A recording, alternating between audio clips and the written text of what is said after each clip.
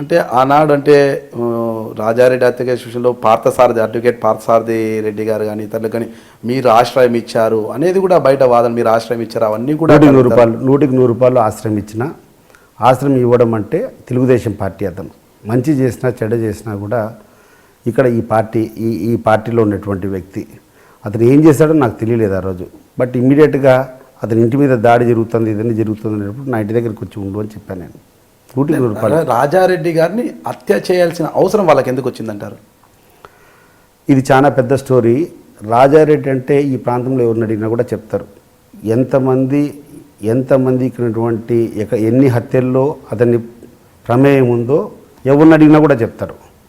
కొన్ని వందల శవాలు రాజారెడ్డి, రాజశేఖర రెడ్డి వాళ్ళ ఫ్యాక్షన్ రాజకీయాల్లో నలిగిపోయినాయి.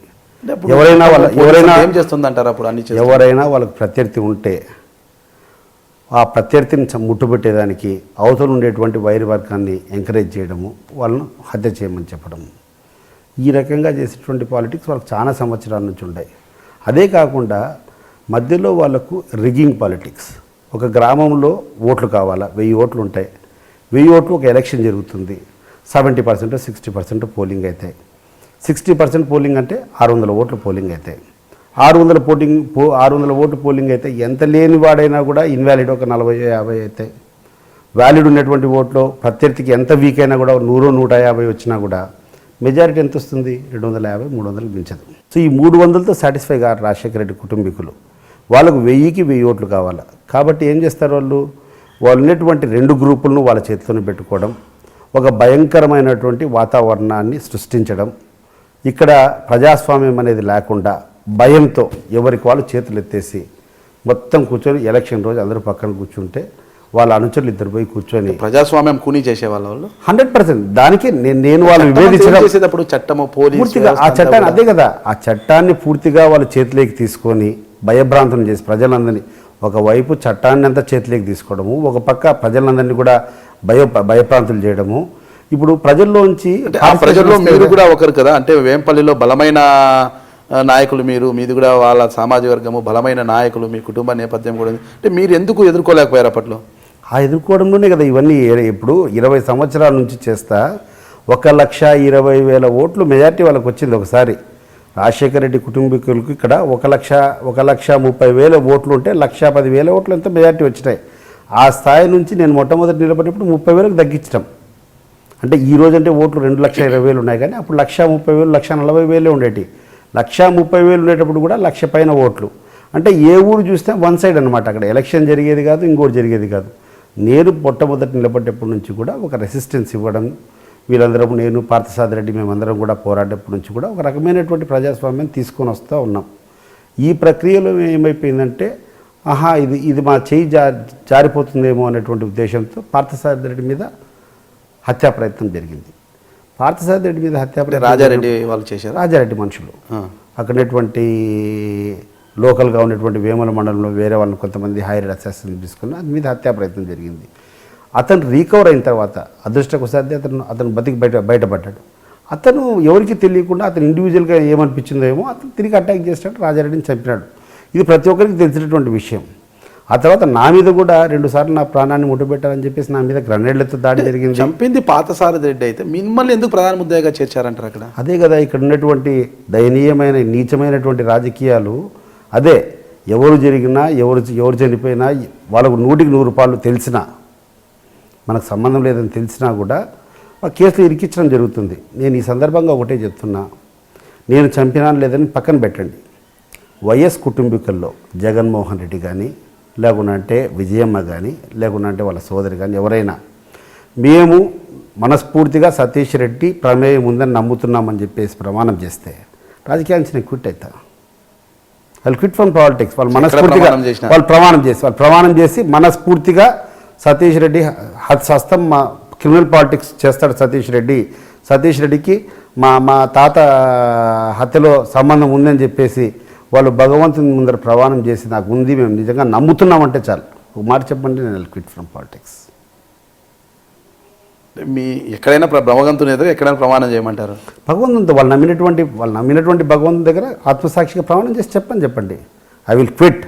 అండ్ నా గురించి నేను రాజకీయాలు జరిపే స్టైల్ గురించి ఈ ప్రజల్లో అంతా కూడా ఎంక్వైరీ చేయండి.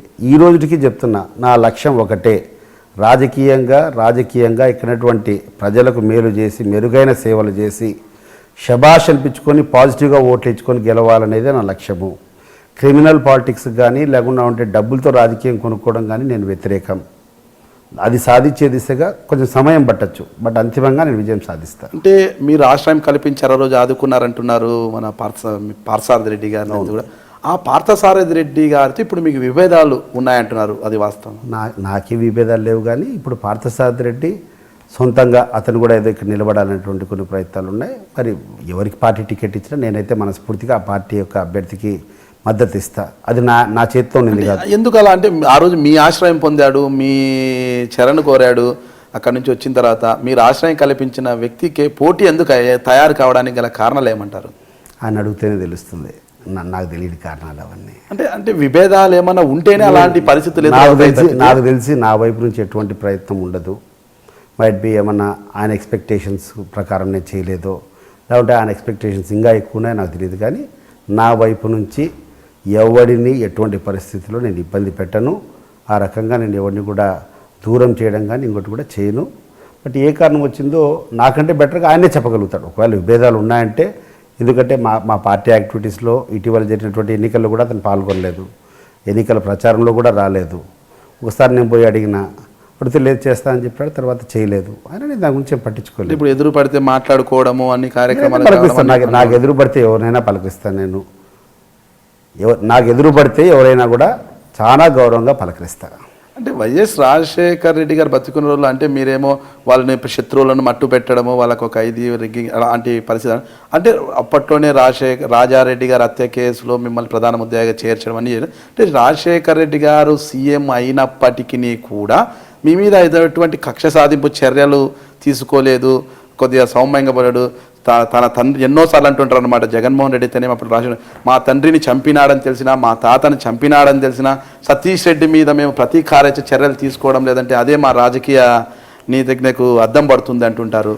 నేను ఇప్పుడే చెప్తున్నా, రాజశేఖర్ రెడ్డి ఫస్ట్ ఫ్యామిలీలో ఆయన కొడుకు కానీ, ఆయన భార్య కానీ, ఆయన కూతురు కానీ ఏ రోజైనా వాళ్ళు నమ్మినటువంటి దేవుని కానీ ఆత్మసాక్షిగా నిజంగా నేను క్రిమినల్ అని చెప్పి ప్రజల ముందర చెప్తే, I'm ready to quit from politics, I'm not a criminal.